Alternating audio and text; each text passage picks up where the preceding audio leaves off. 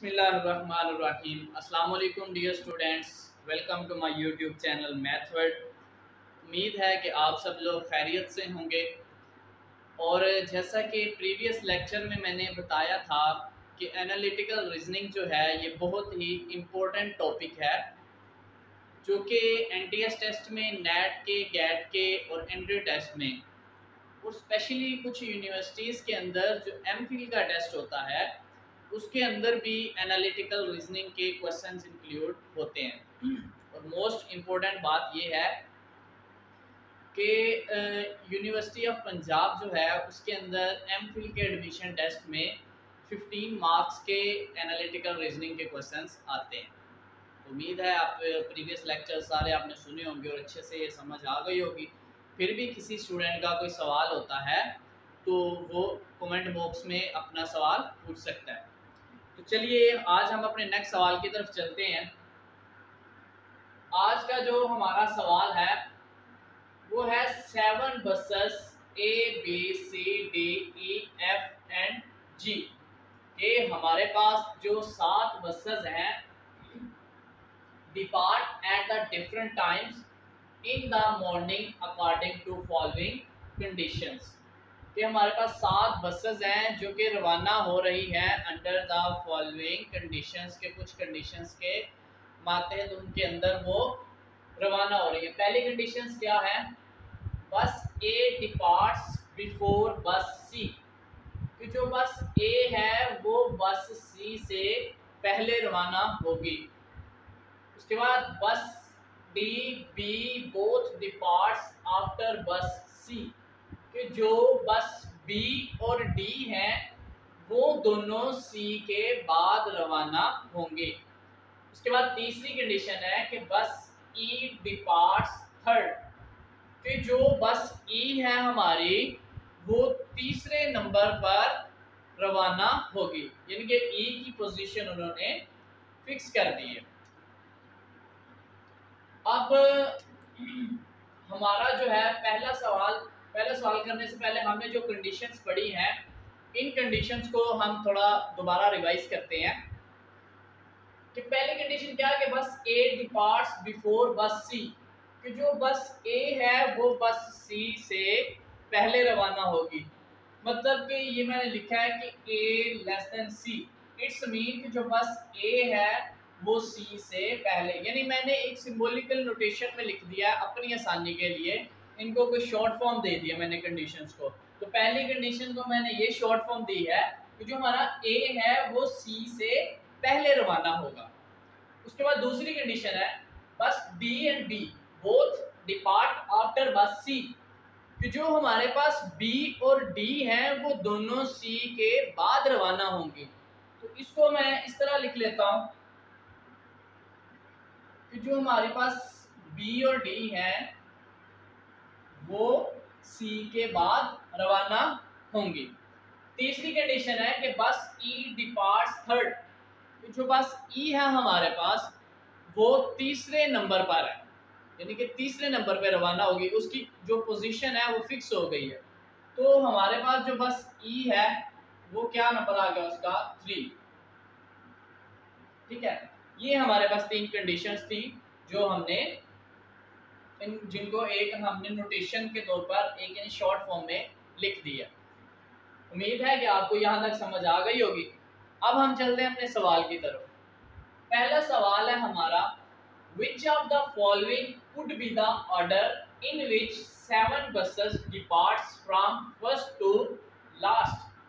हमारा सवाल ये है कि हमने ये बताना है कि ये जो हमारे पास गिवन है 4 ऑप्शंस हैं, कहते हैं इसमें से देख के बताओ कि कौन सा ऑर्डर करेक्ट है कि जिस ऑर्डर के तहत हमारी 7 बसेस वहां से रवाना होंगी।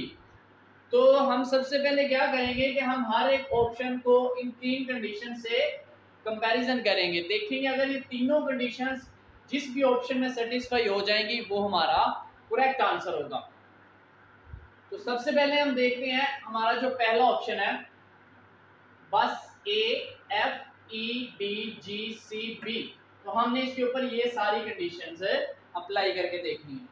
सबसे पहले हम ये देखते हैं कि हमारे पास जो कंडीशन थी कि ई जो है हमारा वो है थर्ड नंबर पे, यानी कि ई बस ई है जो तीसरे नंबर पे उसकी रवानगी होगी। हम वो देखते हैं 1 2 3, देखो ई हमारा थर्ड नंबर पे है, इसका मतलब ये सेटिस्फाई हो रहा है। उसके बाद कंडीशन 1 क्या थी, ए जो है वो सी से पहले आना चाहिए। तो ये देखो ये ए है, ये सी है, ए सी से पहले आ गया, ये कंडीशन भी हमारी सेटिस्फाई होगी, ये भी सेटिस्फाई हो गया। अब ये रह गई, इसको देखना हमने, इसमें क्या है कि जो सी है वो बी और डी से पहले आना चाहिए। तो हमने देखा कि ये हमारे पास सी है, सी के बाद बी और डी दोनों आने चाहिए, लेकिन यहाँ पे देखा कि सी के बाद जस्ट बी है, डी नहीं है। इसका मतलब ये हमारे पास जो कंडीशन थी, ऑप्शन थी, ये तीनों कंडीशन में से एक को सेटिस्फाई नहीं कर सकी, इसलिए ये हमारे पास आंसर नहीं आएगा। ठीक है, उसके बाद हमारे पास दूसरा ऑप्शन है, इस पे हम देखते हैं ई को। ई देखो 1 2 3 थर्ड नंबर पे है, इसका मतलब है कि जो ई वाली कंडीशन है वो सेटिस्फाई होगी कि ई की तीसरे नंबर पे रवानगी होगी। अब पहली कंडीशन देखते हैं, ए जो है वो सी से पहले आना चाहिए। हमने देखा कि ये हमारे पास ए है, ये हमारे पास सी है, इट्स मीन कि जो ए है वो सी से पहले आ रहा है, तो ये कंडीशन सेटिस्फाई हो गई। उसके बाद हमने इस कंडीशन को देखना है कि सी के बाद बी और डी आने चाहिए। तो हमने देखा ये हमारे पास सी है और ये बी और डी है, मतलब कि सी के बाद बी और डी आ रहे हैं। इसका मतलब है कि जो हमारे पास बी ऑप्शन था इसके अंदर तीनों कंडीशन सेटिस्फाई हो रही हैं, तो इसका मतलब यही हमारा करेक्ट आंसर होगा। लेकिन हम इसको टिक करते हैं, लेकिन आपने पेपर्स के अंदर टिक पहले नहीं करना, ठीक है, बाकी ऑप्शंस को भी चेक कर लेना। चले हम पहले बाकी ऑप्शंस को चेक कर लेते हैं। इस पे देखो जो ई है वो थर्ड नंबर पे है, मतलब ये कंडीशन सेटिस्फाई हो गई ये वाली। उसके बाद ए पहले आना है सी से, ये देखा हमने कि जो ए है वो सी से पहले आ गया, ये भी सेटिस्फाई होगी। ये देखना है कि सी के बाद बी डी आना चाहिए, तो ये सी है, सी के बाद डी तो आ रहा है लेकिन बी नहीं आ रहा, मतलब ये कंडीशन फेल हो गई, इसलिए ये आंसर नहीं हो सकता। उसके बाद यहाँ देखा जाए ई तीसरे नंबर पे है, एक कंडीशन सेटिस्फाई हो गई। उसके बाद ए जो है वो सी से पहले है, तो देखो ए पहले आ रहा है, ये वाली सेटिस्फाई होगी। उसके बाद ये क्या है कि सी के बाद बी और डी आए, सी के बाद डी तो आ रहा है, बी नहीं आ रहा, इसका मतलब इस पे भी ये कंडीशन सेटिस्फाई नहीं हो रही। तो इस तीनों पे हमारी ये तीनों कंडीशन सेटिस्फाई नहीं हो रही थी, तो हमारे पास एक ऑप्शन बचा था जिसके ऊपर सारी कंडीशन सेटिस्फाई हो रही थी, वो था ऑप्शन बी। तो हमारे पास जो करेक्ट आंसर है वो है ऑप्शन बी। उसके बाद हमारा नेक्स्ट सवाल है, और दूसरा आपके पास ये जो है सवाल, इसके अंदर आपका ऑर्डर बन गया कि इन बसेस का क्या ऑर्डर होगा, वो ऑर्डर आप इस टेबल में लिख सकते हैं, आपका टेबल भी रेडी हो जाएगा। ऑर्डर लिखो, पहला क्या आ रहा है, एफ आ रहा है, ए आ रहा है, और ई की तो तीसरी पोजीशन वैसे मस्ट है, सी आ रहा है, जी आ रहा है, बी और डी। ये हमारा देखिए टेबल भी बन गया, ये वाला हमने ऑप्शन यहाँ पे लिख दिया। अब उसके बाद नेक्स्ट सवाल चलते हैं, Which of the following could never be last bus that depart है।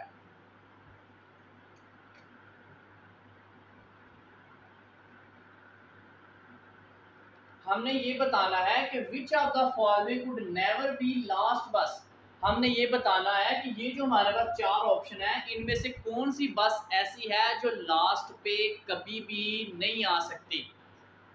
ऑप्शन जी है, डी है, एफ है। अब देखो ये तीनों ऑप्शंस जो हैं ये आ सकते हैं, ये जो जी है ये भी यहाँ पे आ सकता है, डी देखो ऑलरेडी आया हुआ है लास्ट पे। उसके बाद जो हमारे पास एफ है, एफ तो फर्स्ट पे आ गया, तो एफ लास्ट पे भी आ सकता था। तो हमने देखा कि ये जो हमारे पास कंडीशन थी इसमें सी जो है, सी के बाद बी और डी आने ही आने हैं, बाकी को तो चलो हमने छोड़ दिया, बाकी जो ए है वो तो लेस देन सी, वो तो अलग बात हो गई। हमने वो देखना जो हमारे ऑप्शंस मौजूद है, ऑप्शन में हमारे पास सी ही एक बचता है। हमने देखा कि जो सी है, सी के बाद बी और डी तो आएंगे ही आएंगे, इसका मतलब सी एक ऐसी बस है कि जो लास्ट पे कभी भी रवाना नहीं होगी, क्योंकि ये कंडीशन थी कि सी के बाद बी और डी ने रवाना होना है। इसका मतलब सी एक ऐसी बस है जो लास्ट पे कभी भी डिपार्ट नहीं करेगी, मतलब रवाना नहीं होगी। तो हमारा करेक्ट आंसर जो है वो ऑप्शन नंबर ए है। ठीक है, ये हमारे 2 सवाल हैं।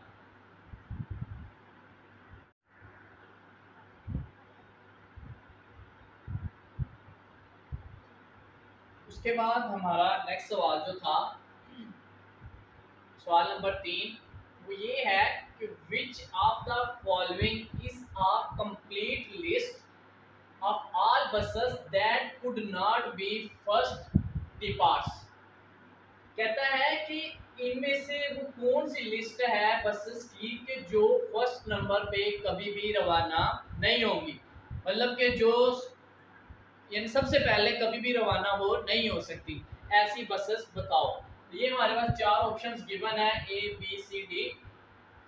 तो सबसे पहले हम इनके ऊपर अलग-अलग कंडीशंस अप्लाई करके देखते हैं। तो ये देखिए, जो ऑप्शन नंबर ए है इसको हमने देखना है, क्योंकि हमने ये बताना है ऐसी बसेस बतानी है जो पहले नंबर पे could not be first depart, जो पहले नंबर पे कभी भी रवाना नहीं हो सकती।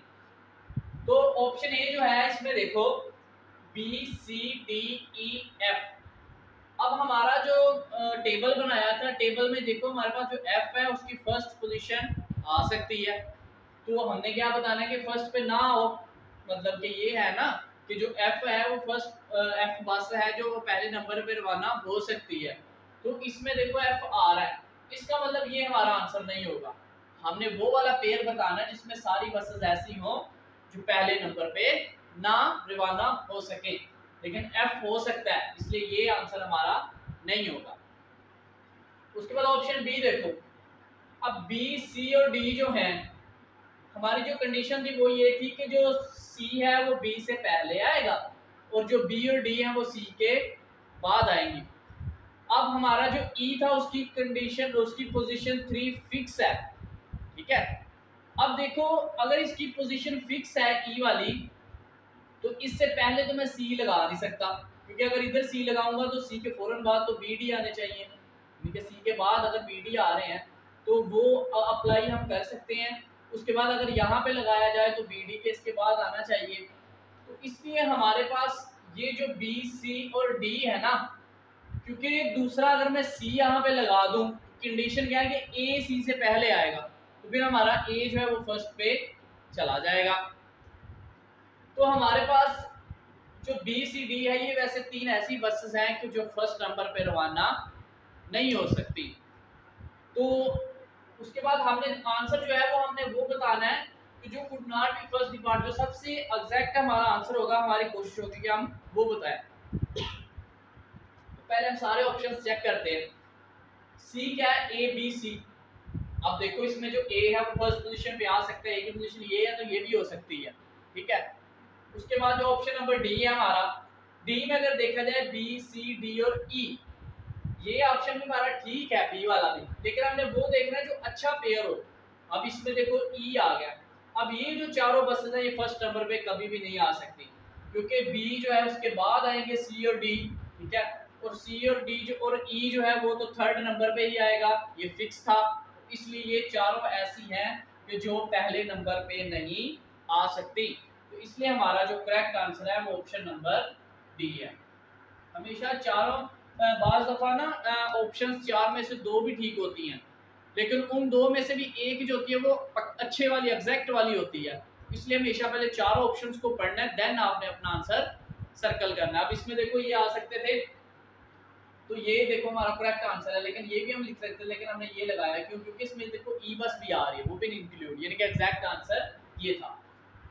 उसके बाद नेक्स्ट सवाल है, if bus E departs before both C and F, which of the following statement must be true. हमने ये बताना है कि अगर बस ई हमारी सी और एफ से पहले रवाना हो, यानी कि ई के बाद सी और एफ जो है हमारे पास एफ सी, वो बस अगर हमारे पास रवाना हो तो तब बताओ कि स्टेटमेंट मस्ट बी ट्रू, कि सबसे एग्जैक्ट स्टेटमेंट जो सही आंसर है वो कौन सा है। मस्ट का मतलब होता है जो 100 बार। तो हम साथ इसके इधर ग्राफ ड्रा करते हैं ताकि आंसर ढूंढने में आसानी हो जाए।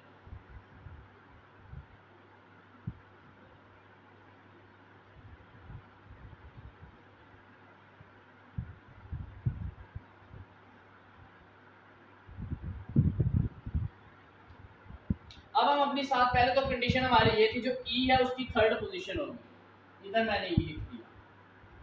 हमारा सवाल अब क्या था कि E depart before both C and F, मतलब कि ई सी और एफ से पहले है, इसका मतलब कि ई के बाद हमारे जो एफ और सी है वो आएंगे।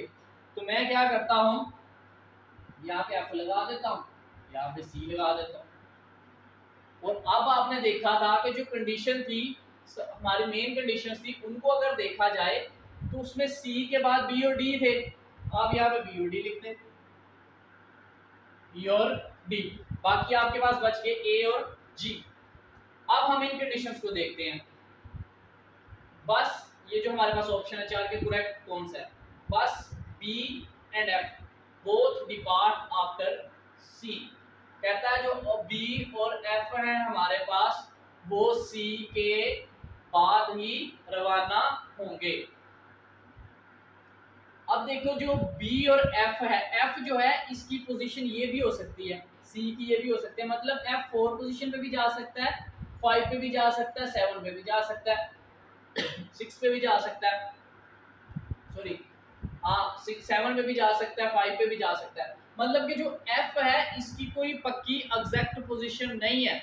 वो यहाँ पे कह रहा है कि जो बी है और एफ है बोथ डिपार्ट आफ्टर सी, कि बी जो और एफ जो आफ्टर सी के बाद ही होंगे। अब ये भी तो हो सकता है ना कि ये जो सी है, देखो सी जो है उसके बाद बी है लेकिन एफ पहले आ रहा है, तो इसका मतलब कि ये कंडीशन हमारी पहला आंसर नहीं, करेक्ट नहीं होगा। दूसरा देखते हैं, bus B and D both departs after G. कहता है बी और डी जो हैं वो जी के बाद रवाना होंगी। अब ये है हमारे पास बी और डी, अब यहाँ पे कहीं भी जी नहीं आएगा, इसका मतलब है जी की या तो ये पोजीशन होगी या ये होगी, या ए कर लो जी, या जी की यहाँ पे कर लो ऐसे, और यहाँ पे ए भी कर लो, क्योंकि वही दो बच गए हैं। ठीक है, तो यहाँ से अगर देखा जाए तो जी के बाद ही हमेशा बी और डी रवाना होंगे, तो इसलिए इसका मतलब ये है कि ये जो हमारे पास दूसरा ऑप्शन है ये आंसर करेक्ट है। लेकिन हम पहले बाकी दो ऑप्शन उनको भी देखते हैं। बस ए डिपार्ट्स फर्स्ट, कहता है जो बस ए है वो पहली पोजीशन यानी पहले नंबर पे रवाना होगी, तो जरूरी नहीं कि वो पहले पे रवाना हो, वो सेकंड पे भी हो सकती है। ठीक है, इसलिए हमारे पास ये करेक्ट आंसर मस्ट आंसर नहीं है। उसके बाद लास्ट ऑप्शन है बस एफ डिपार्ट्स लास्ट, कहता जो एफ है वो हमेशा लास्ट पे हमारी रवाना होगी, लेकिन ऐसा नहीं है, एफ देखो 4th पोजीशन पे हो रही है। ठीक है ना, तो ये आंसर भी करेक्ट नहीं है, तो इसका मतलब जो करेक्ट आंसर सेटिस्फाई हो रहा था वो था ऑप्शन नंबर बी। देखिए ऑप्शन बी हमारे पास करेक्ट आंसर है। हमने वो बताना था कि ई जो है वो डिपार्ट करे सी और एफ, कहता है अगर ई सी और एफ से पहले रवाना हो तो फिर आपने बताना है कि इनमें से करेक्ट स्टेटमेंट कौन सी थी, तो वो बी और डी है जो जी के हमेशा देखो जी के बाद ही बी और डी रवाना होंगे। ये हमारे हो गए 4 सवाल।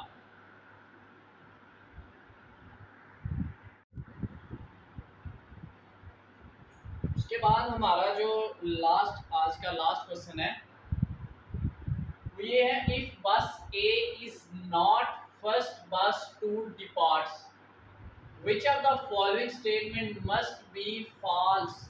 ये ध्यान रखना है आपने। अब देखो उसने पूछा है कि इसमें बताओ ऐसी कौन सी स्टेटमेंट है जो 100% फॉल्स हो, मस्ट बी फॉल्स। हमने फॉल्स स्टेटमेंट गलत स्टेटमेंट बतानी है। इन चारों ऑप्शन में से गलत ऑप्शन कौन सा है। तो सवाल ये है कि कहता अगर बस ए जो है हमारी वो फर्स्ट नंबर पे रवाना ना हो तो फिर बताओ कि इनमें से कौन सा ऑप्शन हमारा है जो वो गलत हो, मस्ट गलत हो, यानी कि स्टेटमेंट मस्ट बी फॉल्स। हमने फॉल्स स्टेटमेंट यहाँ पे बतानी है कौन सी। तो पहले हम देखते हैं कि बस बी डिपार्ट्स लास्ट, जो बस बी है वो लास्ट पे रवाना होगी। ऐसा पॉसिबल है, बी यहाँ पे भी हो सकता है, यहाँ पे भी हो सकता है। बी और डी जो है वो तो सी के बाद ही आने चाहिए ना, लेकिन ये जो टेबल बना हुआ है जरूरी तो नहीं कि बस इनको बाद में आना चाहिए, तो डी इधर लिख लो, बी इधर लिख लो, क्योंकि मेन जो हमारी कंडीशन वो जस्ट यही है कि सी के बाद आएंगे बी और डी। ये नहीं पता कि सी के बाद पहले डी आएगा या पहले बी आएगा, वो दोनों कंडीशन पॉसिबल है। तो इसलिए सी के बाद कहता है बी और डी दोनों आ सकते हैं आगे पीछे।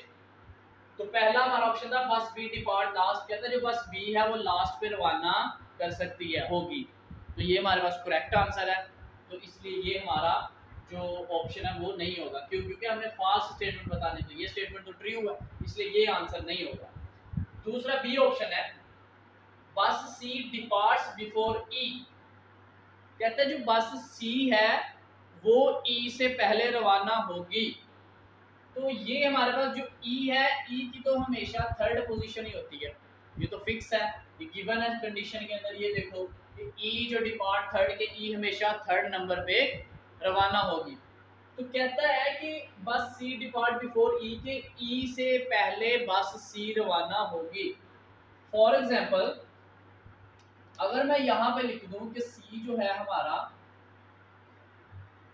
ये लिख दूं इसके अकॉर्डिंग कि बस सी डिपार्ट्स बिफोर ई, इसके अकॉर्डिंग जो सी है वो ई से पहले, तो अगर मैं ई से पहले लिख दूं तो फिर हमारा जो आगे है कंडीशन वो ये भी थी कि सी से पहले फिर ए आना चाहिए, तो इसका मतलब फिर यहाँ पे क्या आएगा ए, लेकिन सवाल के अंदर क्या है कि A is not first, A first पे नहीं होना चाहिए। तो इसका मतलब ये है कि अगर हम सी को ई से पहले लेके आए तो फिर ए फर्स्ट पोजीशन पे आता ही आता है, जबकि सवाल में ये है कि ए फर्स्ट पे नहीं होना चाहिए। तो इसका मतलब यह है कि यही हमारी गलत ऑप्शन है, यानी कि फॉल्स स्टेटमेंट है जो हमने बतानी थी। लेकिन हम बाकी कंडीशंस को भी चेक करते हैं पहले। Bus F departs before both E and G, कहता है ई और जी से पहले एफ आ सकता है, तो आ सकता है। अभी हमने इधर पढ़ा था, ये जो हमारे पास थी ऑप्शंस, यहाँ पे एफ आ रहा था, जो पहला हमारा पढ़ना हुआ था, सी यहाँ पे था, तो जो एफ है हमारा ये देखो जी से और हमारे पास जो ई है उससे पहले आ सकता है, तो इसलिए ये करेक्ट स्टेटमेंट है, ये फॉल्स नहीं है। उसके बाद लास्ट है bus E depart before both B and G, ये देखो बी और जी से पहले आ रहा है ई, ये भी स्टेटमेंट ट्रू है। लेकिन हमने फॉल्स बतानी थी, तो वो जस्ट यही है कि जो सी है वो ई से पहले नहीं आ सकता, क्योंकि सी तभी आ सकता है जब ए फर्स्ट पे हो, लेकिन उसने सवाल में बताया कि ए फर्स्ट पे नहीं है, इसलिए हमारा जो आंसर हमें करेक्ट टिक करना था, मार्क करना था, वो ऑप्शन नंबर बी है। उम्मीद है ये थोड़ा आज का लेक्चर लंबा है और थोड़ा मुश्किल भी है, लेकिन आपने गौर से समझना है, इंशाल्लाह तो आपको समझ आ जाएगी। फिर भी अगर किसी ऑप्शन में कोई मसला हो तो आप कमेंट बॉक्स में अपना सवाल पूछ सकते हैं। इंशाल्लाह आप अच्छे से इन लेक्चर्स को करना है, और बाकी अपने लेक्चर्स को इन हमारे चैनल्स को, वीडियोस को शेयर भी करना है, ताकि दूसरे दोस्त जो हैं उनको भी इजीली ये मटेरियल मिल सके। और चैनल को सब्सक्राइब करना मत भूलिएगा, ताकि मैं जो भी नया लेक्चर अपलोड करूँ वो आसानी से आप लोगों को मिल सके। इंशाल्लाह मिलते हैं अपने नेक्स्ट लेक्चर में, तब तक के लिए खुदा हाफिज़।